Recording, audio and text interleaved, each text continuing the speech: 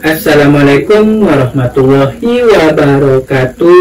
Apa kabar teman-teman semua? Semoga sehat selalu dimanapun berada.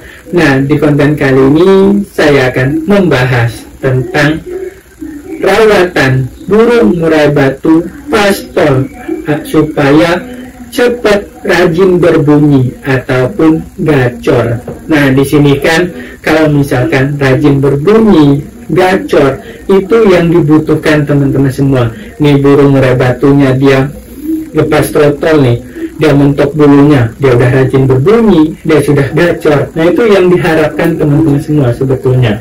Nah, di sini bagaimana rawatan burung murai batunya supaya cepat rajin berbunyi, cepat gacor.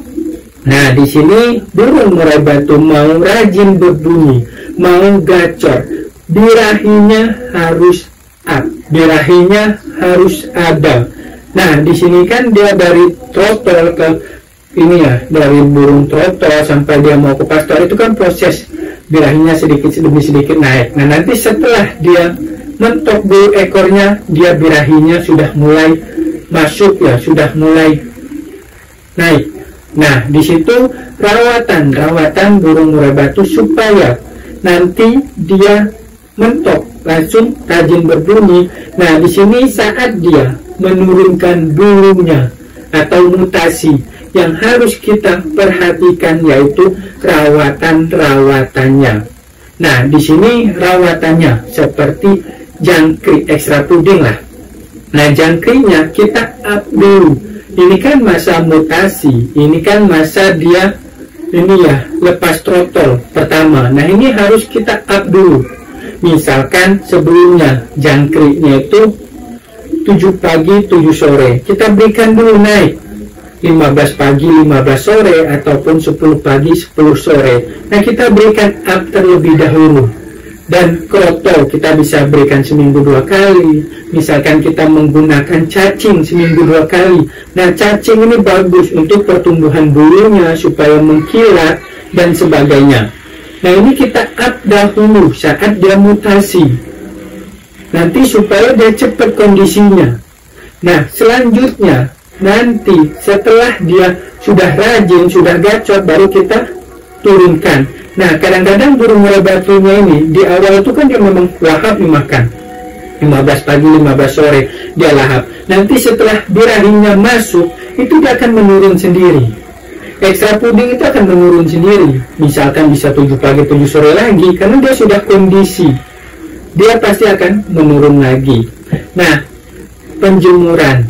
Nah, kalau misalkan burung murai batunya ini sudah masuk mutasi, ini jangan dijemur. Cukup kita misalkan angin-anginkan saja. Nah, tetapi sebelum mutasi ini boleh dijemur. Setelah dia masuk mutasi, jangan dijemur dulu, karena nanti bisa berakibat bulunya yang tidak tumbuh, ataupun bulunya ini dia ini ya jelek. Bulunya itu kan ada ininya ya, ada kayak minyak-minyaknya. Nanti kalau kita jemur, nanti minyaknya itu cepat ininya ya, cepat hilangnya, ataupun minyaknya itu terhambat karena ada paparan sinar matahari.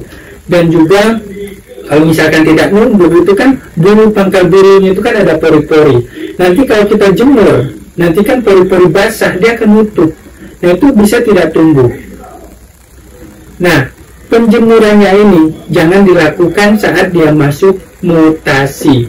Nah, setelah dia selesai mutasi, nanti dia mentok nih bulu ekornya. Nah, itu boleh kita jemur, langsung kita jemur misalkan di awal 5 menit, nanti kita tambah lagi minggu kedua 10 menit. Nah, itu bertahap kita jemur supaya nanti dia tidak kaget. Nah, di situ jadi penjemurannya ini dari trotolan sampai dia masuk mutasi dijemur. Setelah masuk mutasi jangan dijemur, setelah mentok bulu ekornya baru kita jemur lagi. Yang ketiga, mandi. Nah, burung murai batunya ini saat dia trotol, saat dia mutasi, tetap kita mandikan. Nah, kita mandikannya ini kita mulai setting saja mandinya. Misalkan kita gunakan seminggu 2 kali, itu kita lakukan mandi. Untuk burung-burung murai batu itu tidak masalah dia saat dia pastol, saat dia nanti masih mutasi, itu kita mandikan, itu nggak masalah. Saat dia nurunin bulu, saat dia manjangin bulu, dorong ekor, dorong sayap, itu boleh kita mandikan. Nah, di sini nggak masalah kita mandikan, karena banyak yang menanyakan, bolehkah Om burung murai batu mutasi kita mandikan? Boleh. Itu supaya bulunya nanti bersih, ada bulu selosong-selosongnya itu jatuh. Nah, seperti itu. Nah, selanjutnya yang keempat adalah kebersihan kandang. Nah, kalau misalkan kebersihan kandang ini, banyak orang-orang ini berbeda-beda pendapat, karena memang pengalaman itu kan berbeda-beda. Ada yang sama, ada yang tidak sama. Nah, kalau misalkan saya saat dia mutasi itu tiap hari saya bersihkan kandangnya, karena itu kan ada kotoran, bulunya jatuh. Nah, di situ itu nanti rentan untuk burung murai batunya. Saat burung murai batu mutasi ini sendiri, ini kan dia kondisinya tidak fit, dia kondisinya menurunkan ininya, tubuh ininya ya, tubuhnya, supaya nanti dia merontokkan bulunya, dan kondisinya menurun. Nah, bisa kita garis besarnya kondisinya sakit karena menurunkan bulunya.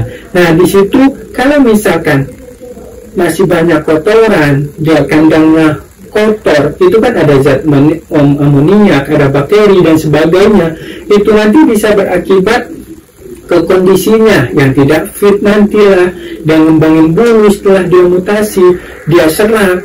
Itu banyak kasus burung-burung murai batunya itu serak. Nah, karena itu, jadi dia karena ini ya, masalah dia tidak dibersihkan, ada bakteri, zat amoniak, itu kan kalau di kerodong itu kan pengap ya teman-teman semua, dia kan nyium kotorannya kalau tidak dibersihkannya, nyium yang ada debu dan sebagainya, dicium sama dia, nah, masuk ke pita suaranya, itu bisa merusak pita suaranya, serak dan sebagainya.